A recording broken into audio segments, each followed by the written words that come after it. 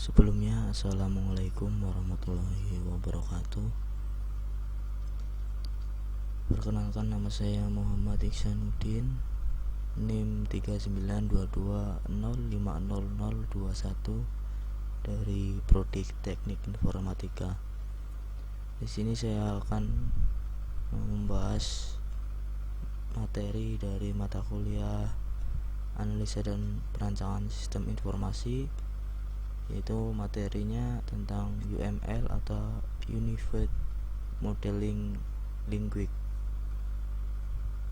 dengan dosen pengampu yaitu Ibu Anik Sri Wahyuningsi Skom Mkom. Untuk pendahuluan, UML atau Unified Modeling Language adalah sebuah bahasa yang berdasarkan grafik atau gambar yang memvisualisasikan, menspesifikasikan atau membangun dan pendokumentasian dari sebuah sistem pengembangan software berbasis object oriented.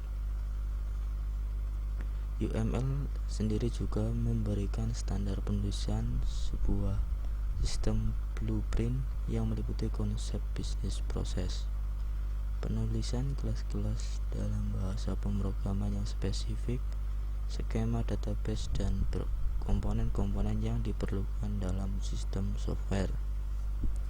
UML adalah salah satu tool atau model untuk perancang pengembangan software yang berbasis object oriented.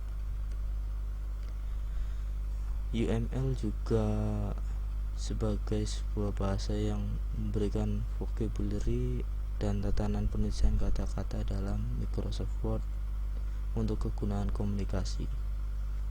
Kemudian UML adalah sebuah bahasa standar untuk pengembangan sebuah software yang dapat menyampaikan bagaimana membuat dan membentuk model-model, tetapi tidak menyampaikan apa dan kapan model yang seharusnya dibuat, yang merupakan salah satu proses implementasi pengembangan software. Lalu UML tidak hanya merupakan sebuah bahasa pemrograman visual saja, namun juga dapat secara langsung dihubungkan ke berbagai bahasa pemrograman seperti Java, C++, Visual Basic, atau bahkan dihubungkan secara langsung ke dalam sebuah object oriented database. Untuk dapat memahami UML membutuhkan bentuk konsep dari sebuah bahasa model dan mempelajari 3 elemen utama dari UML, seperti building block, aturan-aturan yang menyatakan bagaimana building block diletakkan secara bersamaan, dan beberapa mekanisme umum atau common. Building block. Di sini building block dibagi menjadi 3, yaitu benda atau thing, yaitu abstraksi yang pertama dalam sebuah model. Kemudian ada hubungan atau relationship sebagai alat komunikasi dari benda-benda.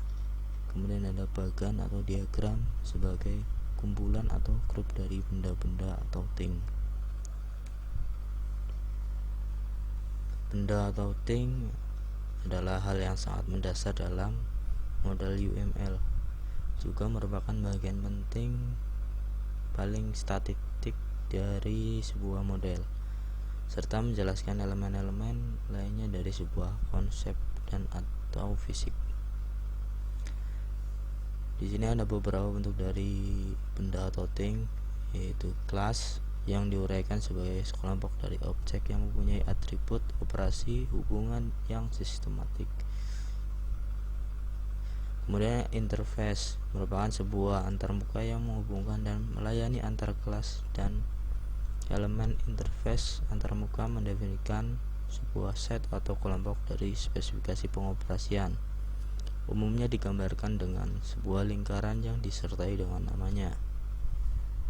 Kemudian ada collaboration yang didefinisikan dengan interaksi dan sebuah kumpulan atau kelompok dari kelas-kelas atau elemen-elemen yang bekerja secara bersama-sama. Kemudian ada use case, adalah rangkaian atau range sekelompok yang saling terkait dan membentuk sistem secara teratur yang dilakukan atau diawasi oleh sebuah aktor. Kemudian ada node, merupakan fisik dari elemen-elemen yang ada pada saat menjalankannya sebuah sistem. Contohnya adalah sebuah komputer umumnya mempunyai sedikit memori dan prosesor. Sekelompok komponen mungkin terletak pada sebuah mode dan juga mungkin akan berpindah dari node satu ke node lainnya. Kemudian yang kedua itu ada di hubungan dan relationship. Ini relationship dibagi menjadi 4, yaitu dependensi adalah hubungan semantik antara dua benda atau thing, yang mana sebuah benda berubah mengakibatkan benda satunya akan berubah pula. Umumnya dependensi digambarkan sebuah panah dengan garis putus-putus. Kemudian ada association atau hubungan antar benda struktural yang terhubung di antara objek. Kesatuan objek yang terhubung merupakan hubungan khusus yang menggambarkan sebuah hubungan struktural di antara seluruh atau sebagian. Umumnya association digambarkan dengan sebuah garis yang dilengkapi dengan sebuah label nama dan status hubungannya. Kemudian ada generalization adalah menggambarkan hubungan khusus dalam objek anak atau child yang menggantikan objek parent atau induk. Dalam hal ini objek anak memberikan pengaruhnya dalam hal struktur dan tingkah laku kepada objek induk, digambarkan dengan garis panah. Kemudian ada relation, merupakan hubungan semantik antara pengelompokan yang menjamin adanya ikatan di antaranya. Hubungan ini dapat diwujudkan di antara interface dan kelas atau elemen, serta antara use case dan collaboration. Model ini adalah sebuah hubungan relation. Kemudian yaitu bagan atau diagram. Yang pertama yaitu use case diagram, menggambarkan sekelompok use case dan aktor yang disertai dengan hubungan diantaranya. Diagram use case ini menjelaskan dan menerangkan kebutuhan atau requirement yang diinginkan atau dikehendaki user atau pengguna, serta sangat berguna dalam menentukan struktur organisasi dan model dari pada sebuah sistem. Kemudian kelas diagram yang diperlihatkan struktur statis dari kelas aktual di dalam sistem.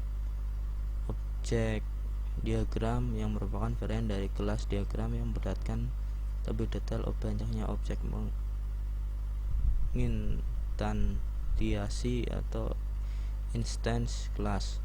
Kemudian state diagram yang memperlihatkan semua keadaan atau state yang dapat dimiliki oleh kelas dan event yang dapat merubah keadaan tersebut. Kemudian ada sequence diagram yang memperlihatkan kolaborasi dinamik antara objek-objek dengan suatu urutan pesan atau sequence of message antara objek tersebut.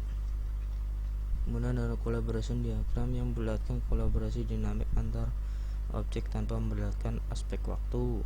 Kemudian activity diagram yang memperlihatkan aliran urutan aktivitas. Kemudian ada komponen diagram yang memperlihatkan struktur fisik dari source code dalam terminologi kode komponen. Komponen berisi informasi tentang logikal kelas, dapat berupa komponen source code, komponen biner atau komponen yang dapat dieksekusi. Kemudian deployment diagram yang memperlihatkan arsitektur fisik dari hardware dan software pada sistem. Kemudian diagram ML, diagram use case. Di sini dapat digambarkan. Jadi aktor di sini kita disimbolkan seperti ini. Jadi ini adalah pelaku dari sebuah alur dari diagram ya. Kemudian di sini ada garis. Ini adalah proses dari diagram tersebut, yaitu adanya komunikasi. Kemudian di sini ada make opinion atau use case-nya. Jadi ada proses selanjutnya setelah aktor ini menyampaikan komunikasi, lalu ada terjadi sebuah siklus atau proses.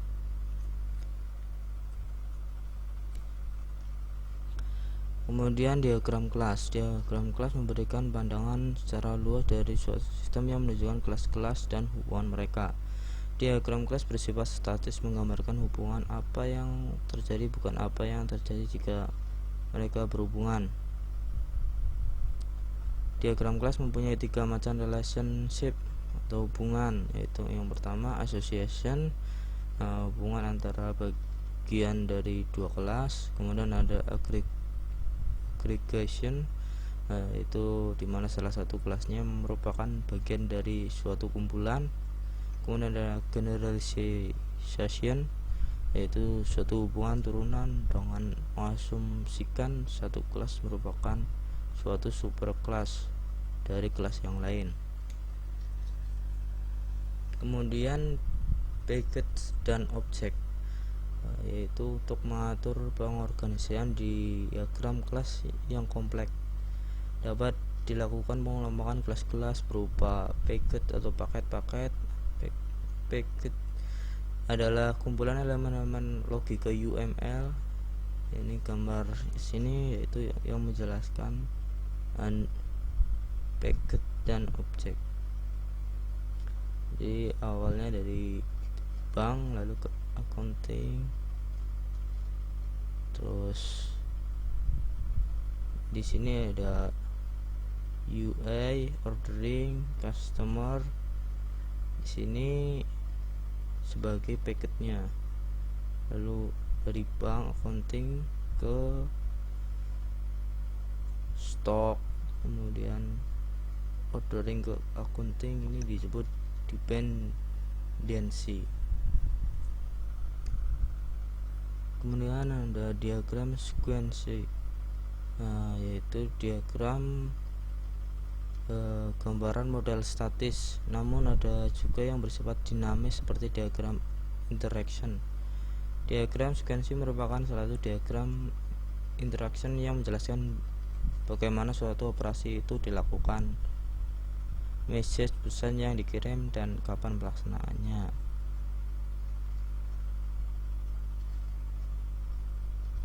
Nah, seperti ini diagram gambar dari diagram sequence.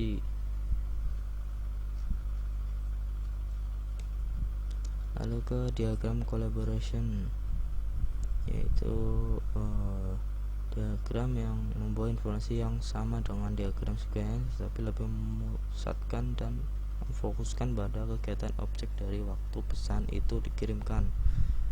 Jadi jika ada pesan, lalu objek, setelah itu ada interaction, kemudian sequence number, kemudian save link, lalu ke confirmation. Kemudian ada diagram state card, yaitu keadaan dari suatu objek bergantung pada kegiatan dan keadaan yang berlaku pada saat itu. Diagram state card menunjukkan kemungkinan dari keadaan objek dan proses yang menyebabkan perubahan pada keadaannya.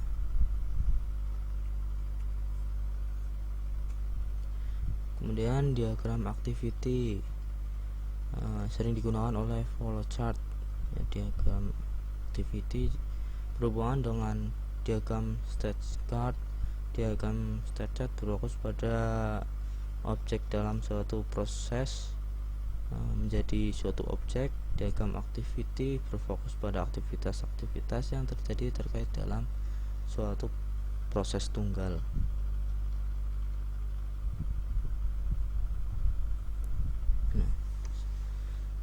Mungkin seperti itu presentasi dari saya, kurang lebihnya mohon maaf. Wassalamualaikum warahmatullahi wabarakatuh.